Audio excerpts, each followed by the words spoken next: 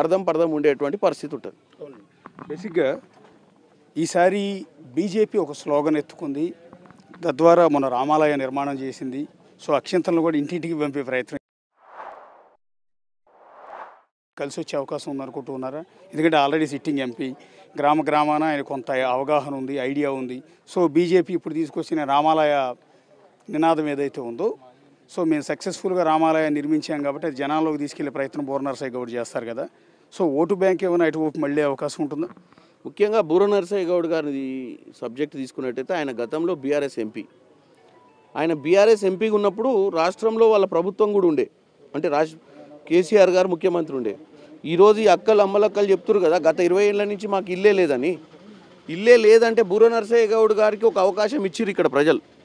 బూర నరసయ్య గౌడ్ గారికి ఒక అవకాశం ఇచ్చినప్పుడు ఇక్కడ ప్రజల సమస్యలు పరిష్కారమైనయా లేదా? మొదటిసారి ఆయన అడుగుతలేడు ఓటు, ఆల్రెడీ అడిగిండు ఓటు. పోయినసారి ఓడిపోయిండు, అంతకుముందు గెలిచిండు. మరి గెలిచినప్పుడు ఏం చేసిండు, ఇప్పుడు ఏం చేస్తాడు? ఇప్పుడు ఏదో బీజేపీలకు పోయిండు. బీజేపీ, నేను అనేది ఏంటంటే రాములవారు అందరికీ దేవుడే, మాకు దేవుడే రాములవారు. మేము రాములవారిని కొలుస్తాము. మేము ఆంజనేయుల స్వామి గుడి కట్టించినాం ఇక్కడ. మాకు ఈ గట్టకే రాములవారి గుడి ఉంది. మా ఊరంతా రాములవారిని కొలుస్తాం. మేము రాజకీయాలకు రాములవారికి ఏం లేదు. మేమంతా హిందువులము. మా ముస్లిం సోదరులు ఉంటే దర్గాలకు పోతారు, వాళ్ళు మసీదులకు పోతారు. క్రిస్టియన్ సోదరులు ఉంటే చర్చిలకు పోతారు. ఎవరి ఆలోచన వాళ్ళది. కాబట్టి కేవలం బీజేపీ ఈ మతతత్వ ఆలోచనతోటి ప్రజలను మభ్యపెట్టుడు అవసరం లేదు. మతం అనేది చాలా ఇంపార్టెంట్, మన మనోభావాలు అవి. కానీ డెవలప్మెంట్ అనేది కూడా ముఖ్యం. ఈరోజు నరేంద్ర మోడీ గారు 24 గంటలు డెవలప్మెంట్ గురించి 10 ఏళ్ళు ఇచ్చారు అధికారం ఆయనకు. నిన్న లాస్ట్ పార్లమెంట్లో ఉపన్యాసం ఇచ్చిండు. ఉపన్యాసంలో కాంగ్రెస్ మీద విషం జల్లే ప్రయత్నం చేసిండు తప్ప, నేను 10 ఏళ్ళలో ఏం చేసినా సంవత్సరానికి 2 కోట్ల ఉద్యోగాలు ఇస్తా అన్నాడు. మరి 2 కోట్ల ఉద్యోగాలు ఇచ్చిండా? ఇస్తే మరి యువత అంతా ఇక్కడే ఎందుకు? మరి 2 కోట్ల ఉద్యోగాలు ఆయన ఇచ్చేదంటే మాకు కూడా 2 లక్షలు వచ్చేది ఉంది తెలంగాణకు. మాకేం ఉద్యోగాలు రాలేదు సెంట్రల్ గవర్నమెంట్ నుంచి. సెంట్రల్ గవర్నమెంట్ నుంచి మాకు భువనగిరి పార్లమెంటుకు సంబంధించి ఎయిమ్స్ హాస్పిటల్ 1800 కోట్లు రావాలి దానికి. అది ఎట్లుంది భువనగిరి దగ్గర? ఈరోజు మటుకు అటువంటి హాస్పిటల్ ఉంటే వీళ్ళందరికీ ఉచిత వైద్యం. ఏ పెద్దగా ఏమన్నా వీళ్ళకు వైద్యం చేయాల్సి ఖర్చు బాగా మీద భారమైనప్పుడు అటువంటి హాస్పిటల్లో అందుబాటులో ఉండాలి. కానీ అవి ఏవి లేవు. ఈరోజు ప్రైవేట్ హాస్పిటల్ తప్ప గవర్నమెంట్ హాస్పిటల్ కూడా పెద్దగా గత 10 ఏళ్ళలో చేసింది ఏం లేదు. సో నేను అనేది ఏంటంటే, మనం డెవలప్మెంట్ చేసి ప్రజల మధ్యానికి పోయి ఓట్లు అడగాలి. 10 ఏళ్ళ నుంచి నువ్వు చేసిన డెవలప్మెంట్ ఏందని చర్చ చేయకుండా లాస్ట్ పార్లమెంట్ సెషన్లో నెహ్రూ గారు రిజర్వేషన్లకు వ్యతిరేకం అంటాడు. నవ్వుతారండి. నెహ్రూ గారు రిజర్వేషన్లకు వ్యతిరేకమైతే అంబేద్కర్ ఎవరు రాజ్యాంగం రాశారు? అంబేద్కర్ ఎవరు క్యాబినెట్లు ఉండు? ఇవాళ అంబేద్కర్ బొమ్మ ఏ ఊర్లో చూసినా, మనకి ఏ చౌరస్తాలో చూసినా అంబేద్కర్ బొమ్మ కనపడుతుంది. ఎందుకు కనపడుతుంది? అంబేద్కర్ గారు రాజ్యాంగం రాశారు కాబట్టి ఈరోజు మన దళిత బిడ్డలు, ఈరోజు మందుల సామ్యాలుడు ఎమ్మెల్యే కాగలిగాడు. రాజ్యాంగం లేకపోతే ఎమ్మెల్యే ఏటోడా? ఒక రిజర్వేషన్ కాన్స్టిట్యున్సీ వచ్చేదా?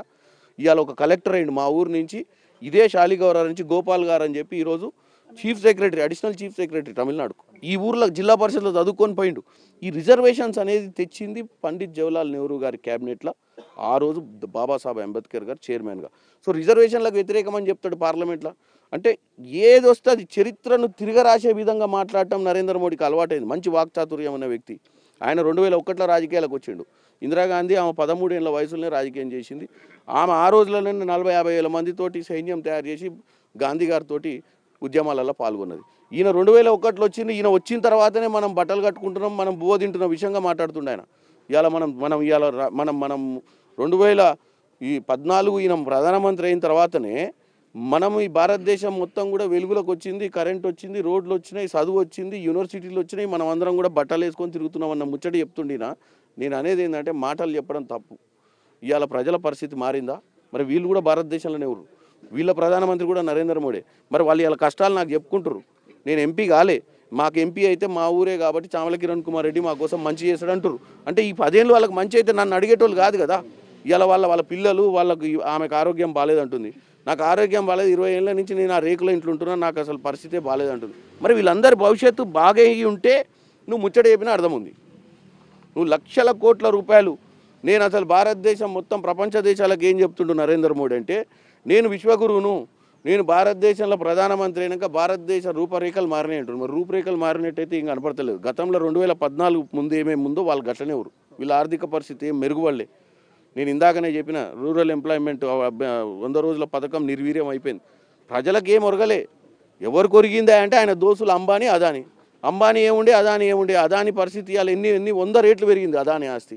మరి ఈడ మా ఇంట్లో మా సోదరులను ఎవరినైనా తీసుకోరు. 2014 ఆయనకి ఎన్ని ఎకరాలు ఉండే, మరి ఇప్పుడు ఎన్ని ఎకరాలు ఉంది? చంద్ర గారు ఒకసారి మీ విలేజ్లో నడుచుకుంటూ వెళ్దాం ఒకసారి.